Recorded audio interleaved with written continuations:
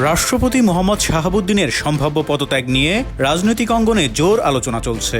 সংশ্লিষ্ট একাধিক সূত্রের দাবি, তার পদত্যাগ এখন সময়ের ব্যাপার মাত্র।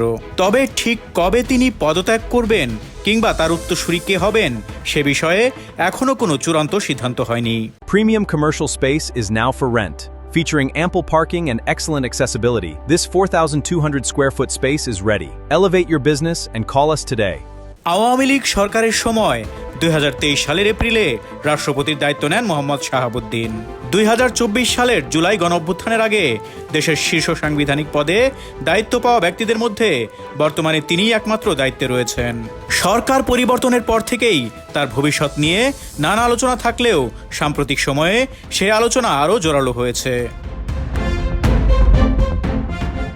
সংশ্লিষ্ট একাধিক সূত্রের তথ্য অনুযায়ী চলতি বছরের মে মাসে চিকিৎসার জন্য যুক্তরাজ্যের লন্ডনে অবস্থানকালে রাষ্ট্রপতি মোহাম্মদ শাহাবুদ্দিন টেলিফোনে সাবেক প্রধানমন্ত্রী শেখ হাসিনার সঙ্গে কথা বলেন।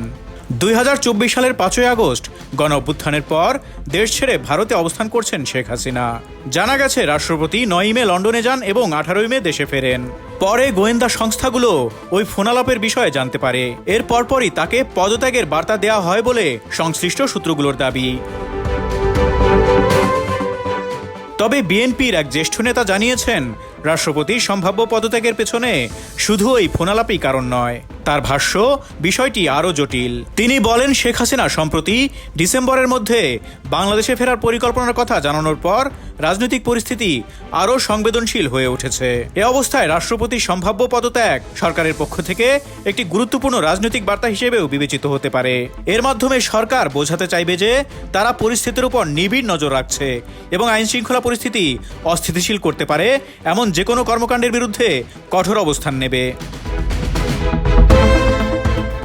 গত 10 জুলাই আন্তর্জাতিক সংবাদ সংস্থা রয়টার্সের এক প্রতিবেদনে বলা হয়, মৃত্যুদণ্ডপ্রাপ্ত শেখ হাসিনা এবং নিষিদ্ধ আওয়ামী লীগের কয়েকজন জ্যেষ্ঠ নেতা আগামী ডিসেম্বরের মধ্যে ভারত থেকে বাংলাদেশে ফিরে আত্মসমর্পণের পরিকল্পনা করছেন। একই সময়ে দেশের ভেতরে আওয়ামী লীগের কিছু নেতাকর্মী দল পুনর্গঠনের চেষ্টা করছেন বলেও সংশ্লিষ্ট মহল পর্যবেক্ষণ করছে। সরকার সংশ্লিষ্ট সূত্রগুলো জানিয়েছে, গত 17 জুলাই মন্ত্রিসভার এক বৈঠকে প্রধানমন্ত্রী তারেক রহমান আওয়ামী লীগ, বাংলাদেশ ছাত্রলীগ, যুবলীগ এবং তাদের সহযোগী সংগঠনগুলোর বিরুদ্ধে চলমান অভিযান আরও জোরদারের নির্দেশ দিয়েছেন। সরকারের উচ্চ পর্যায়ের একটি সূত্রের দাবি, বর্তমান রাজনৈতিক বাস্তবতায় গণ অভ্যুত্থান পূর্ববর্তী সময়ের কোনো ব্যক্তিকে দেশের সর্বোচ্চ সাংবিধানিক পদে বহাল রাখা আর সমীচীন মনে করছে না সরকার। একই সূত্রের ভাষ্য, রাষ্ট্রপতি মোহাম্মদ শাহাবুদ্দিনের পদত্যাগকে তারা একটি স্বাভাবিক প্রক্রিয়া হিসেবেই দেখছে।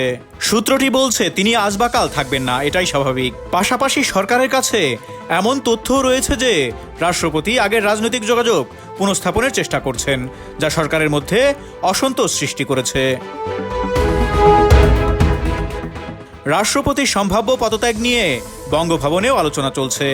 বঙ্গভবন সংশ্লিষ্ট একটি সূত্র জানিয়েছে, 1-2 দিনের মধ্যেই এ বিষয়ে কোনো সিদ্ধান্ত আসতে পারে বলে তারা শুনেছেন। তবে একই সঙ্গে জানা গেছে, আগামী 29 জুলাই 4টি দেশের অনাবাসিক রাষ্ট্রদূতের পরিচয়পত্র গ্রহণের একটি পূর্ব নির্ধারিত কর্মসূচি রাষ্ট্রপতির রয়েছে।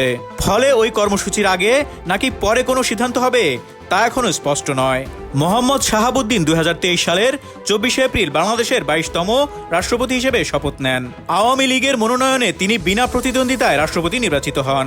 তার 5 বছরের মেয়াদ শেষ হওয়ার কথা 2028 সালের এপ্রিলে। তবে অন্তর্বর্তী সরকারের সময় 2025 সালের 12 ডিসেম্বর তিনি প্রকাশ্যে বলেছিলেন, ফেব্রুয়ারির নির্বাচনের পর মেয়াদের মাঝামাঝি সময়ে তিনি পদত্যাগ করতে চান। সে সময় তিনি অভিযোগ করেছিলেন, অধ্যাপক মোহাম্মদ ইউনূসের নেতৃত্বাধীন অন্তর্বর্তী সরকারের আচরণে তিনি অপমানিত বোধ করেছেন। পরে বিএনপি নেতৃত্বাধীন সরকার দায়িত্ব নেওয়ার পর চলতি বছরের 24 ফেব্রুয়ারি একটি সংবাদপত্রকে দেয়া সাক্ষাৎকারে রাষ্ট্রপতি বলেন, সরকার চাইলে তিনি দায়িত্বে থাকবেন, অন্যথায় স্বেচ্ছায় পদত্যাগ করবেন। জীবন অবাক না করলে কে করবে? 28% মিল্ক ফ্যাটের অবাক করার সাথে ফ্রেশ মিল্ক পাউডার। জীবন অবাক করুক প্রতিদিন। সংবিধান অনুযায়ী রাষ্ট্রপতি পদত্যাগ করলে জাতীয় সংসদের স্পিকার নতুন রাষ্ট্রপতি নির্বাচিত না হওয়া পর্যন্ত ভারপ্রাপ্ত রাষ্ট্রপতির দায়িত্ব পালন করবেন। এরপর সংসদ সদস্যদের ভোটে নতুন রাষ্ট্রপতি নির্বাচিত হবেন।